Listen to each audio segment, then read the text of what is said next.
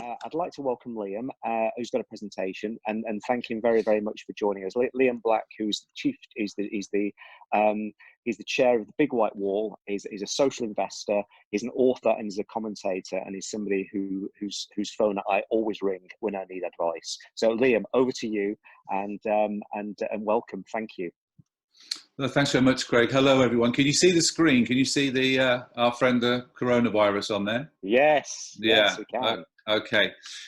So it's really nice to be here. One of the things that's really struck me during the last couple of weeks when we've all been sort of isolated is that, bizarrely, one of the positive results of this is I've been in touch with many more people than I usually am. Partly that's because I've got a bit more time on my hands because I'm not traveling, and actually a lot of the meetings that I attend are much more efficient now that they happen online, because we're not sort of fanning around going to the loo or making tea or coffee. We're able to get down to business. So it's lovely to connect with you guys. So I've just put this together over the last couple of days, and I hope it's helpful. Samuel Johnson said that people need to be reminded much more than they need to be instructed. And just to manage expectations here, there's pretty much nothing I'm going to say that you don't know. But I think one of the things for us as leaders is it's so easy to forget the basics when the shit has hit the fan, or in this case, the coronavirus has hit our society. So, it's dangerously easy to fall into cliche here and sort of stating the obvious, but, the coronavirus is, an enormous shock to all of the systems in which we exist.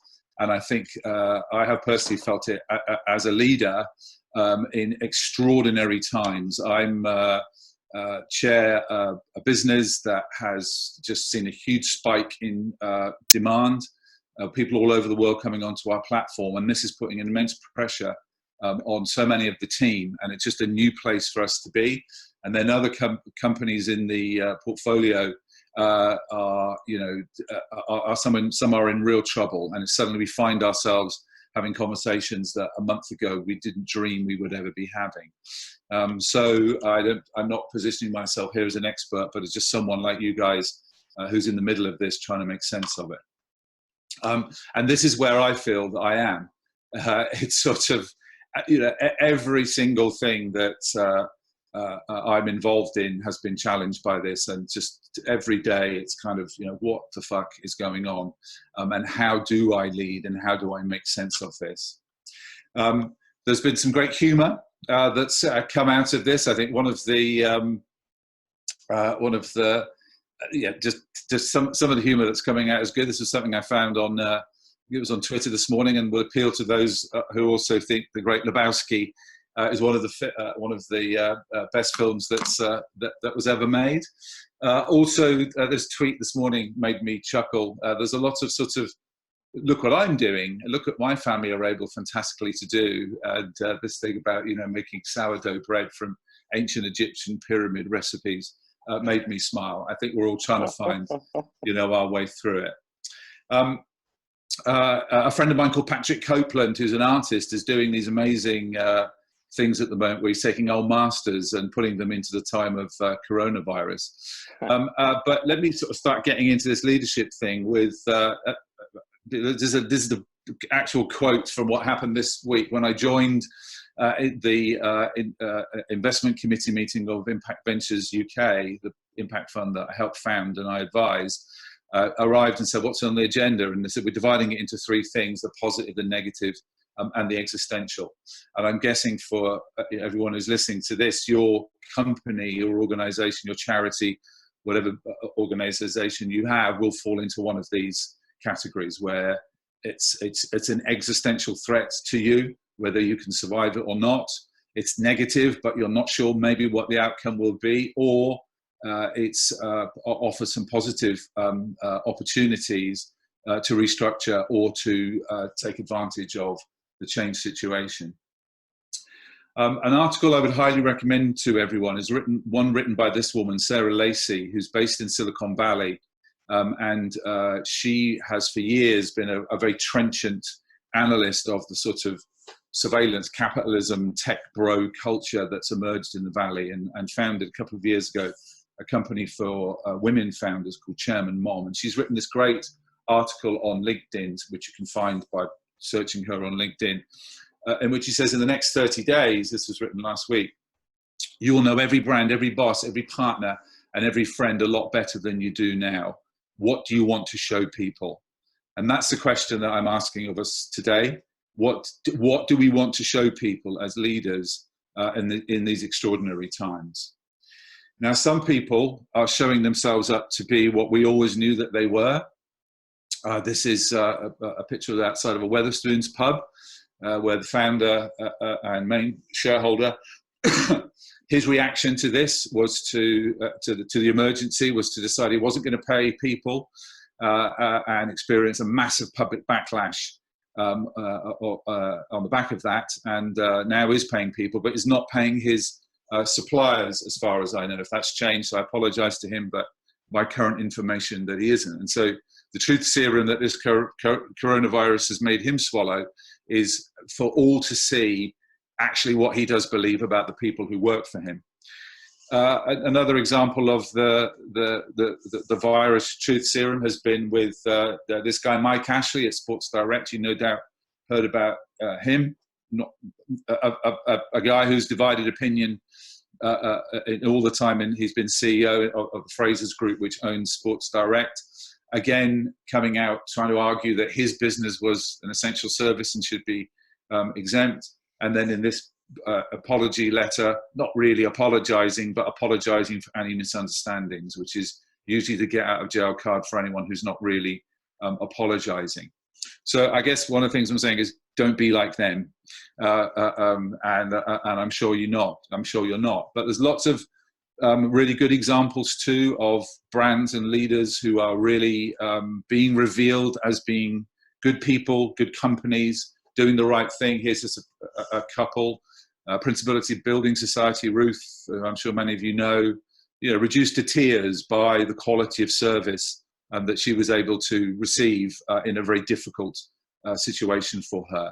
And again, one of the questions I would have us all ask is, when people are getting in touch with our organizations at the moment, how are we making them feel when they interact with our brands? James Timpson has been, widely seen as one of the most enlightened, progressive business leaders in the UK. So it was no surprise that his reaction to the emergency when they shut all of their shops was to instantly say everyone is going to be on full pay until the end of this. And I think I think we all believe that he will see that through.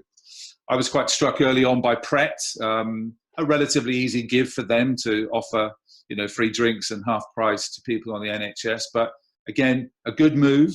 And again, I think everyone, because Pret has a pretty good reputation already, this wasn't seen as an opportunistic sort of brand play, but as a natural extension of what you would expect these people to do in emergency. And Martin Airy actually sent his apologies. He was going to join us today.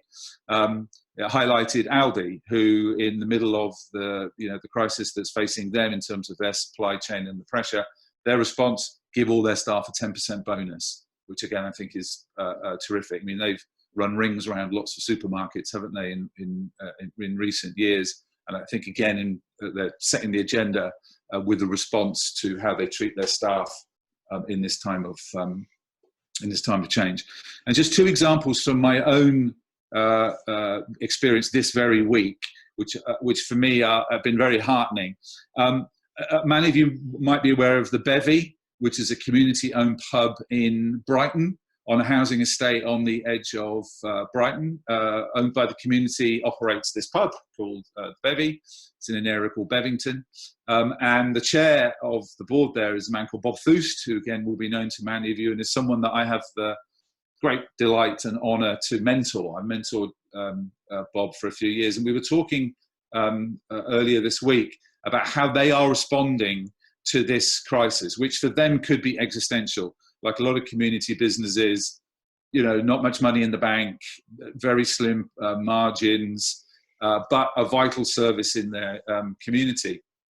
And I was just so impressed by, he was saying these things, that they have laid everyone off, or furloughed, as a new word that we're all learning to use now. And they've laid everyone off on 100% of the Brighton living wage, which is significantly higher than the minimum wage. And they know that this will cost them money. But in a great phrase, he was talking about, it's better for us to lose all our money than lose our purpose. That we can rebuild our business, but we can't rebuild our purpose. And I think that, for them, this crisis has meant that in an organization, literally in the middle of the community that they serve, how they behave now, absolutely crucial to the amount of support they will get from the community in the future.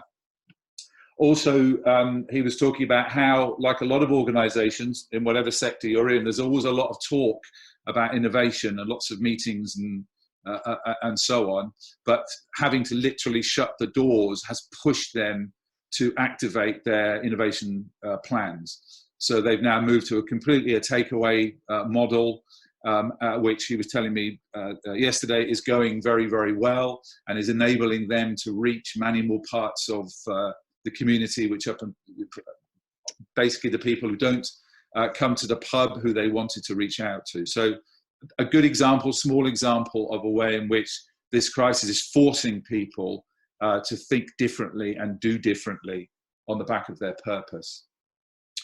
But I think the best thing that he said, again, as a message for today, and a message for me and the businesses I'm involved in, that I think all organizations, trust is the currency, trust of the staff, the investors, and the people who use and buy our products and services. And if we fuck that up now, people won't forgive us. And if we waste the trust that people have put in us, we will never be the organization that we want to be, and our purpose counts for nothing. And a very powerful message from Bob, which has really made me reflect on all of the organizations that I'm involved in as mentor, as chair, or as investor. Another example, very different part of the sort of innovation world, a sort of individual that I thought I would sort of flag up today. I have, to spare his blushes, I have asked him if I can do this, and he initially was very coy and humble about it, but I said, come on. And so he's allowed me to use his story. So this is Kevin Bone, and Kevin is the lead partner of Impact Ventures UK, the fund that I'm involved in. So he effectively runs the funds, runs the money, and the kind of buck stops with him. And over this last couple of weeks, his behavior and performance as a leader, I think, has been absolutely outstanding. And I spent a bit of time yesterday thinking about what is it that he's doing that I think makes him a really good leader in these difficult times.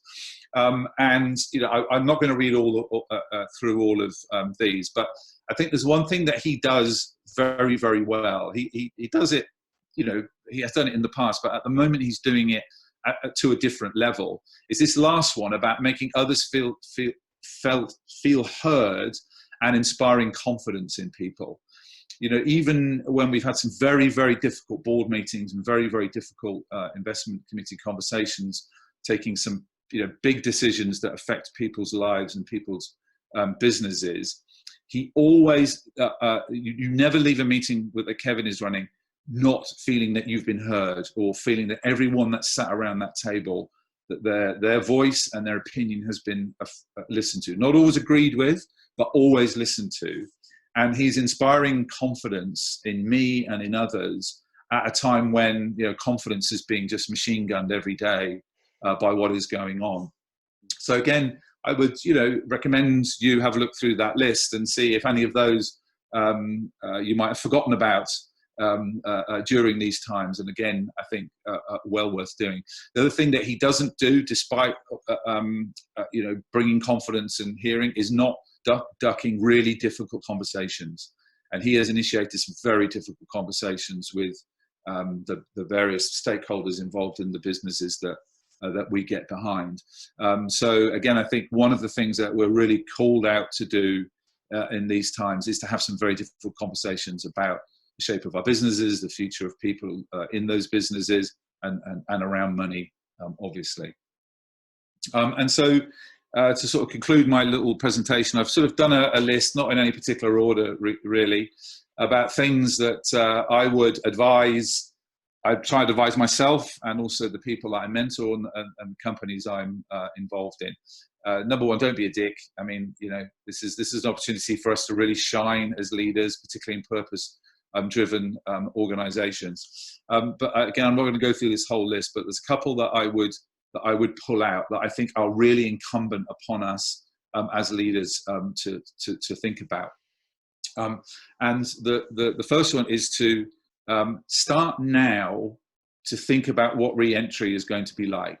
I know things are going to change a lot as this goes on, and we have a little frame of reference and we don't know what the exit is going to be doing, but don't get so involved in the sort of the emergency day-to-day, week-to-week stuff that we're all involved in at the moment. I think, again, as leaders, we need to be thinking about what is this going to be like when we get our teams back together again, and how can we make that as positive and useful an experience as possible.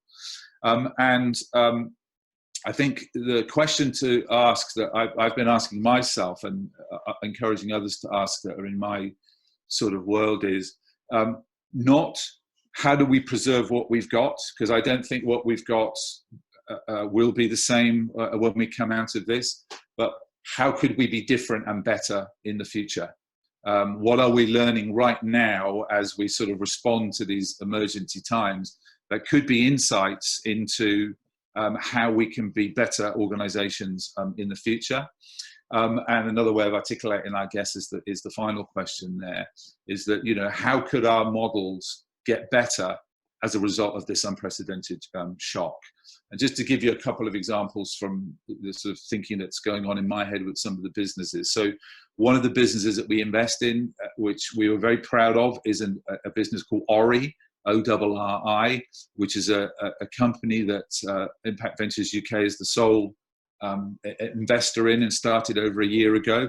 And it's a residential centre in central London for people with eating disorders. And the team there have just done extraordinary work over the last year, both in terms of the quality of care and the outcomes of the people that have come through our doors, but also in engaging with the NHS and talking about how the provision of eating disorder services around the country could change in light of some of the things that we're learning. We've had to literally close the doors on that business, which is a big shock in all sorts of ways, as you can imagine.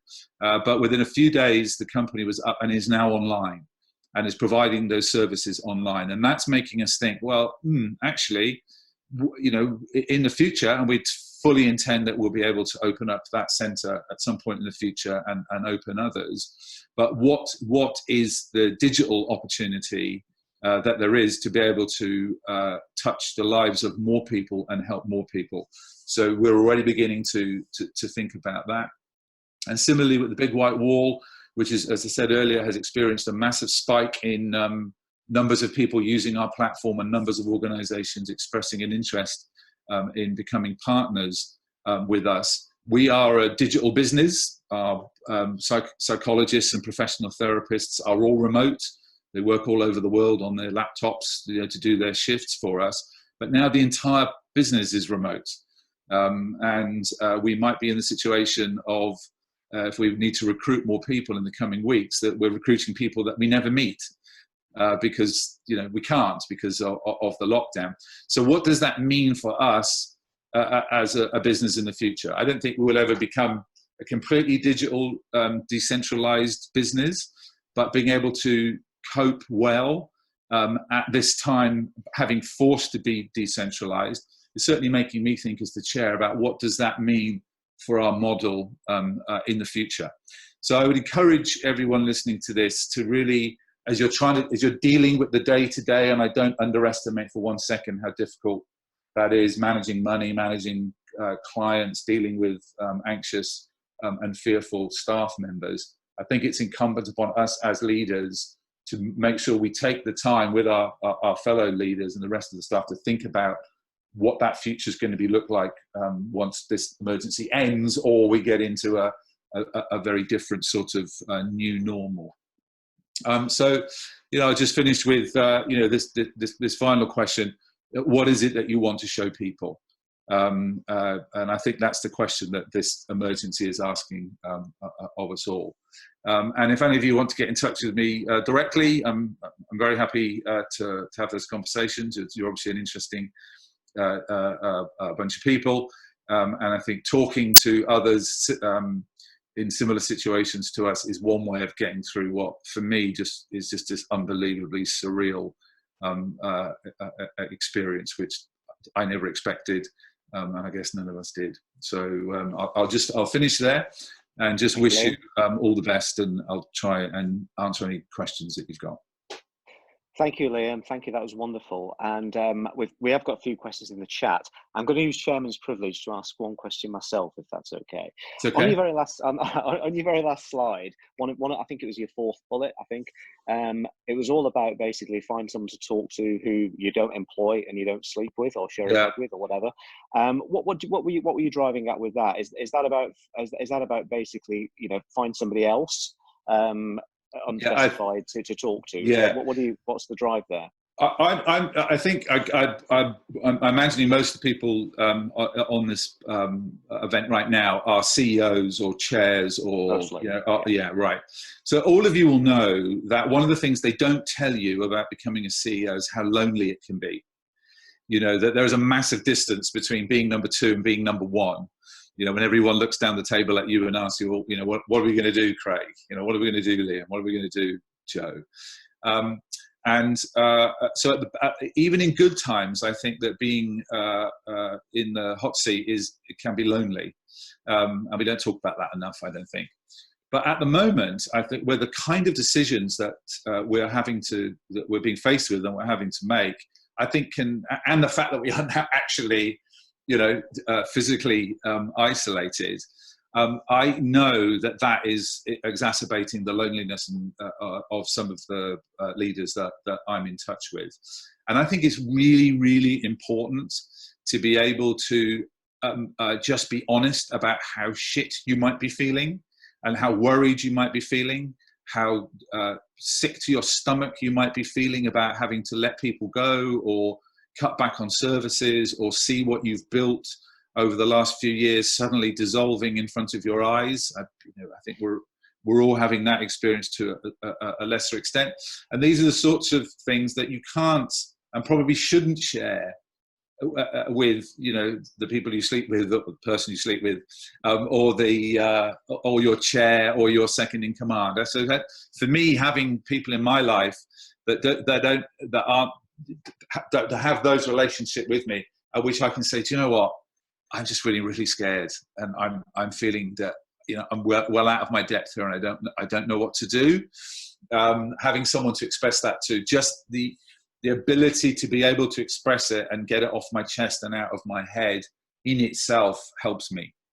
So I think this is absolutely no time for the superhero messiah leader. The superhero messiah leader is going to go down in flames without a doubt.